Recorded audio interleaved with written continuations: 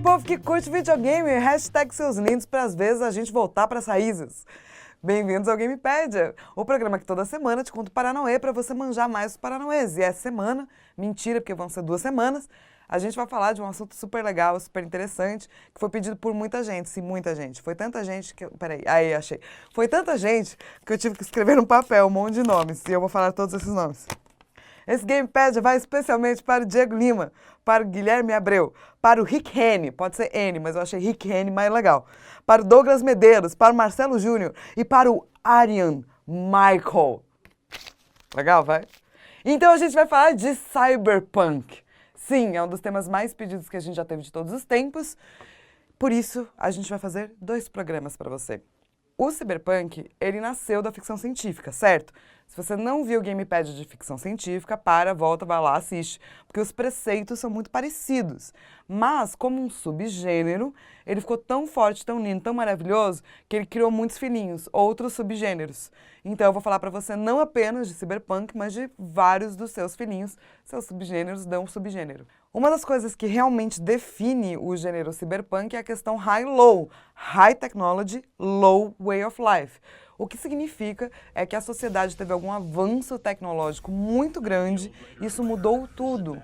Mas as pessoas, a maior parte da população pelo menos, ainda continua sem ter acesso a essa tecnologia. Então a gente está falando de um futuro onde tudo mudou, porém a galera continua pior do que estava antes. Qualquer semelhança com a realidade é a realidade. Porque afinal é ficção científica e, como a gente comentou, é muito calcado, sim, em pensar num futuro que é extremamente provável. Além disso, é muito comum que em histórias de Cyberpunk a gente fale de anti-heróis, de locais que são sujos, de pessoas que têm problemas e são problemas realmente sérios, podem até ser criminosos, mas que têm uma atitude rebelde, que não se encaixam com o sistema. Esse é o herói ou o anti-herói do Cyberpunk. Contudo, os vilões dessa trama, por outro lado, são, por exemplo, policiais, megacorporações que dominaram tudo, usam essa tecnologia e podem ter ao seu dispor, por exemplo, máquinas, robôs, androides, inteligência artificial, bioengenharia e um monte de outras possibilidades. É isso que a gente vai contar pra você, todas as possibilidades disso. Os videogames usam bastante ou foram muito influenciados pelo gênero. Às vezes só a estética, às vezes só na história. A estética é uma coisa bem Matrix, bem Blade Runner, se você quer saber mais ou menos como funciona. E a possibilidade da gente ter personagens nihilistas ou locais distópicos, obviamente funciona para videogame. Todo mundo sabe, a gente fez vários Gamepadias já de distopia. Então, jogos como Metal Gear, System Shock, Deus Ex, todos eles vão ter grandes influências de Cyberpunk ou podem até ser considerados obras de Cyberpunk. Bem interessante, né? O termo, na verdade, só foi cunhado em 1980, mas daí ele acabou sendo aplicado por um monte de gente que já escrevia antes e depois dessa década específica, desse ano em específico. Eu acho que talvez um dos melhores exemplos em videogame é Snatcher, que é um jogo do Kojima, muito mais antigo, que tem tudo isso que a gente falou, tá tudo lá. E até jogos bem clássicos, ou que você vai reconhecer como Final Fantasy VII, tem influência, sim, de Cyberpunk. Mas, como a gente quer poder te mostrar todos os subgêneros e as variações, a gente, a partir de agora, vai falar disso, temas, subgêneros, valendo. O nosso primeiro subgênero chama Post-Cyberpunk. Nesse subgênero, você tem sim um mundo decadente, você tem um anti-herói. A diferença é que ele pode ser um pouco menos niilista. O que significa? Pode ser que o seu protagonista realmente consiga mudar algo no mundo. Ou que então que no final do conto ele vai ter algum poder que antes ele não tinha. Se você gosta de anime, você vai reconhecer Appleseed ou Ghost in the Shell como variações desse tema. Nos videogames eu gosto muito de Transistor, que é belíssimo, a história de uma mulher que perdeu a voz e tal, e ele tem essa característica de post-cyberpunk, ou então Mirror's Edge, que também tem uma heroína que vem para tentar mudar tudo e mudar o status quo da sociedade. Nosso segundo tipo, que é cyberspace, é quando você realmente tem um portal para um mundo virtual. Pode ser a Matrix, pode ser a internet, pode ser realidade virtual, pode ser VR.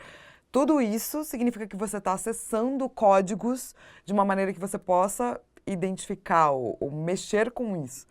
E é claro que não há limites para a simulação. Então, como a gente falou no último Gamepad de inteligência artificial, Muitas coisas podem acontecer por conta disso. A influência disso pode ser vista em coisas completamente diferentes. Por exemplo, o Ansem, no Kingdom Hearts 2, ele começa a mostrar que ele tem quase uma obsessão com realidade virtual. E ele tem todo o lance de ser cientista, de criar coisas e tal. Essa ligação dele com a realidade virtual pode ser considerado aí um tipo de influência do ciberespaço ou de cyberpunk cyberspace. Outra coisa que eu gosto bastante são aqueles Ego Rooms, lembra do Remember Me? Completamente cyberspace, você vai ativando as memórias a partir de realidade virtual.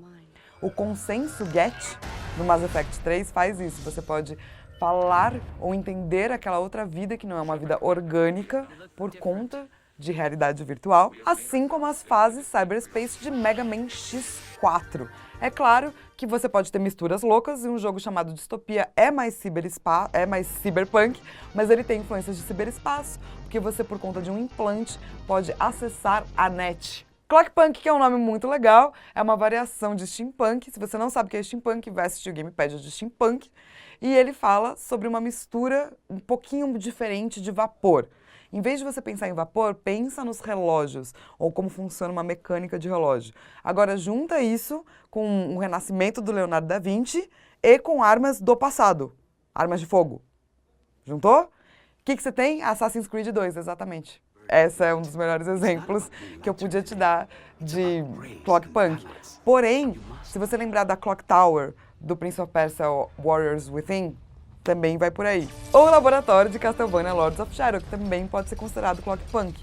Pra mim, uma das cidades que mais mostra isso é a cidade do Lindblum, do Final Fantasy IX, lembra dela?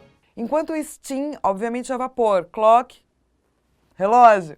Tem Dieselpunk. Dieselpunk, então, vai tratar muito mais de combustão, de possibilidade de ter energia elétrica. Então, sempre tem que ser cyberpunk, ou seja, sempre tem que ter high-low, sempre tem anti-herói. Mas, nesse caso, a tecnologia que avança é a tecnologia da combustão de motores. A diferença é que no Dieselpunk, geralmente o inimigo é muito maior do que uma megacorporação. É algo que é quase impossível para o protagonista se livrar, porque está dentro dele, ou porque faz parte da natureza, ou é a própria natureza. Ou seja, é um problema cósmico. Por conta disso, você perde muito a questão da moralidade. O Dieselpunk costuma ser mais cinzento, você não sabe muito bem o que é certo e o que é errado. Inclusive, ele gosta muito de cidades ou lugares mitológicos, como Shangri-La ou Atlântida. E eu sei que você já está pensando em um jogo e você está certo. BioShock é a mistura de tudo isso. Você tem Atlântida, você tem um protagonista que tem ali escolhas que ficam em áreas cinzentas, não está nem certo nem errado. E, é claro, você tem uma tecnologia de vapor a tubo, você tem todo o lance do hacking da máquina, você tem basicamente Dieselpunk descrito. Então, se você jogou BioShock, você já entendeu o que é Dieselpunk. Porém, todos os piratas espaciais entram aqui. Então, Crimson Sky é um ótimo exemplo para se você quiser entender. Eu também gosto muito daquele material azul, aquele material volátil que construiu o mundo do Dishonored. Ele seria um material muito mais de combustão, então muito mais dieselpunk do que o vapor do steampunk, por exemplo. E tem um mod de Half-Life chamado Timeline, que é bem dieselpunk, você podia experimentar. E para você que adora toda a série Wolfenstein, pode entrar dentro do dieselpunk. O último que a gente vai falar nesse Gamepad é subgênero, então eu espero pelo próximo, é um subgênero que podia até que acontecer, seria muito bom e, na verdade, seria muito justo, que a gente chama de Neo-África. Quando acontece a distopia e quando o mundo vira cyberpunk, high-low e tal, existe um lugar que fica melhor do que ele está hoje. E, às vezes, até melhor do que todos os outros. E esse é a África. A África começa a se tornar um lugar perfeito, idílico, pacífico. E isso é um subgênero que tem muitos livros interessantíssimos. Nos videogames você tem alguns exemplos disso. Em Halo 2 tem um Mombasa, que acontece no Quênia. Toda a série Dreamfall, Chapters, que fala sobre sonhos e tal, vai tratar a África como um lugar idílico, pacífico, próspero. E é bem interessante, é uma série muito bonita. Na próxima semana a gente vai te falar muito mais punks. Então, lembra de voltar. Por enquanto eu vou deixar dicas sim. Eu acho que se você não assistiu Akira e Ghost in the Shell, eles são seminais para você entender o que é cyberpunk. E se você não leu Neuromancer, e eu já falei Neuromancer 1 milhão de vezes no Gamepad, é porque eu amo muito, te amo muito, leia também. Semana que vem eu tô de volta com mais dicas, com mais Cyberpunk. E um beijo pra todo mundo que pediu, que foram aquelas milhões de pessoas. Beijo, tchau!